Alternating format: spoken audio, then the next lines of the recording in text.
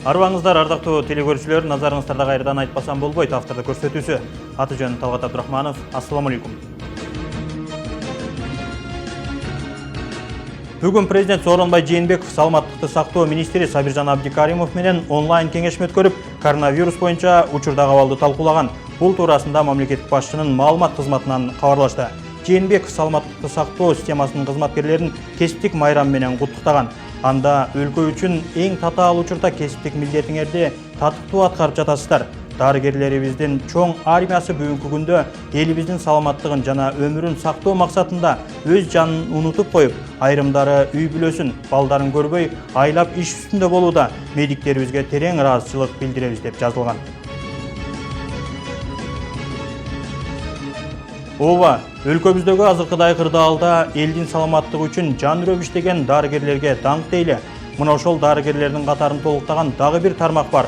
Алар оорулардын алдын алуу жана мамлекеттик санитардык эпидемиологиялык кызматы. Аталган кызматтын Сузак районундагы бөлүмү бардык ишти жайына коюп, жайгара салганбы, айтоор чогулуп алып, чоң майрам жасаган жайына күтүлбөгөн конок болуп барып калдык.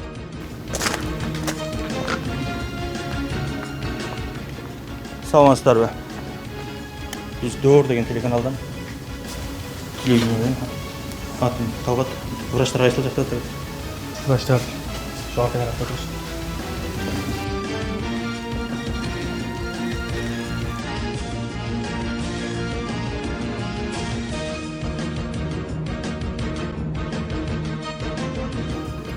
Саламатсыздарбы?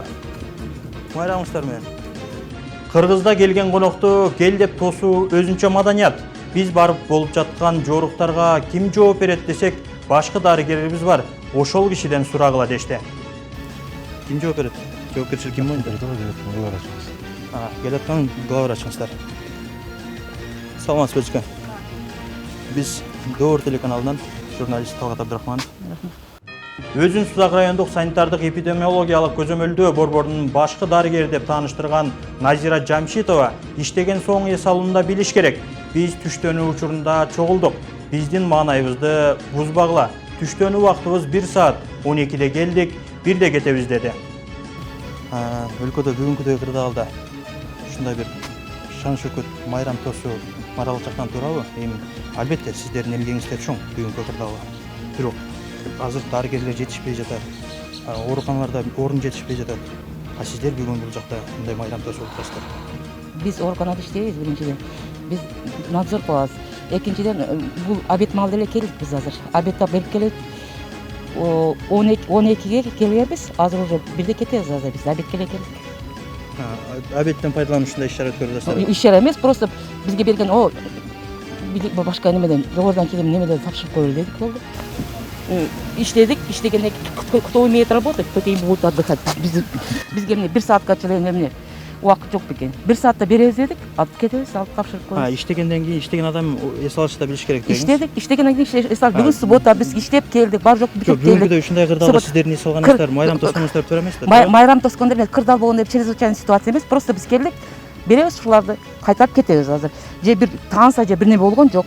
Келдик, обедке утабыз азыр, беребиз, кетебиз азыр. Аты жөнүңүз? Менин атым Назира. Фамилияңыз? Жамшитова. Кайсы ишкана? Санэпидстанция. Надзордо иштейм. Анысына мейли дейли, тамагыңар даамдуу болсун. Сиздердин түшкү тыныбыңыздар жакшы экен. 1 сааттын ичинде атайын музыкалык аппараттын коштоосунда кызыл гүлдөр жана түрдүү сыйлыктар менен болсо, ар күнү ушундай түштөнүү кылсаңар деп тилейм. Бирок сиз 12-де келдик, 1-де кетебиз деген сөзүңүз эми минтип 1,5-га жылып кеткени мени таң калдырды. Биз кетебиз азыр булан алып. Биз тааса түшкөндө керек жок. Алар беребиз болду. Аппаратураны атайын коюп. Аппаратура шеде келген. Биз аппарат болду 1 саатта биз аппаратура менен ойносок да, бансак да 1 саатта обедте кетебиз биз азыр. Всё. Биз тансага түшкөнгө биз вакытыбыздан жок, тансага түшпөйбүз деле. Обед убактыңыздар эч жак бүткөн эжеке. Бүткөн жок, бүтөт. Азыр келип бизге. 12:30-дан 1:30-га чейин болот биз. Всё, 12:30-да келдик, биз иштедик болот. Анан келип алып өзүңөр программаны качат кыла бербедиңиз? Всё болду.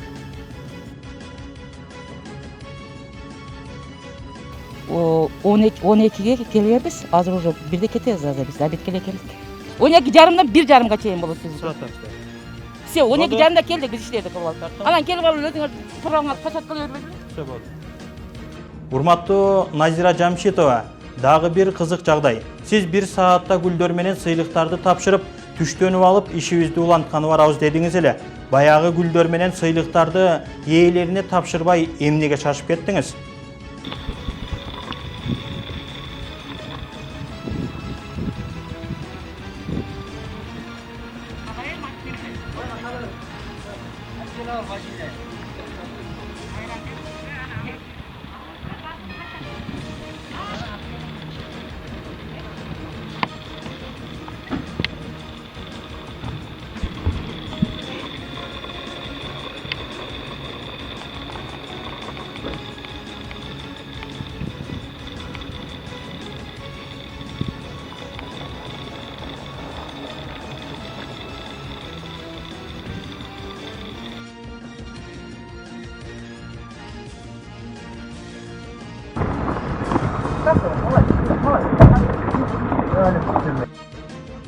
Эми Жалал Абадка келели. Аталган тармактын тамырын билген Рома Урайымов деген агабыз бар. Ал киши Жалал Абад шаардык санитардык эпидемиологиялык көзөмөлдөө борборунун башкы дарыгери болуп эмгектенет.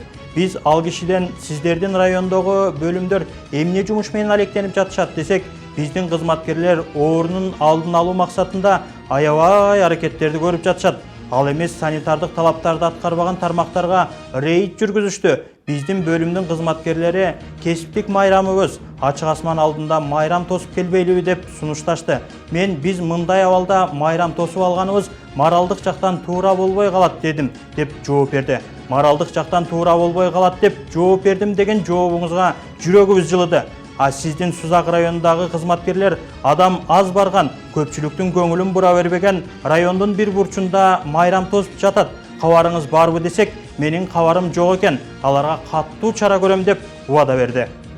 Албетте андай ишаралар жүргүзүлсө, булар эмеге туура келбейт, талапка. Себеби биз өзүбүз ушуларга чектөө коюп аткандан кийин алар да ошондой талапты аткарышы шарт. Мен алардан эмес боюнча алардан мен тийиштүү чараларды колдонобуз, чара көрөбүз аларга. Түшүнүк катарында алдырабыз, алар боюнча алар өз эмесин алышат. Урматтуу телекөрүүчү, биз үчүн кайсы бир кишини кызматынан кетирүү же ага түшүнүк кат жаздыруу маанилүү эмес. Биз каалаган нерсе калың эл карайлап ооруканада бейтаптар үчүн орундар жетишпей жаткан мезгилде оорунун алдын алуу аракеттерин көрүүнүн ордуна музыкалык аппарат менен бири-бирибизге сыйлык тапшырып, майрамдап алган жоругубуз моралдык жактан туура болбой калабы?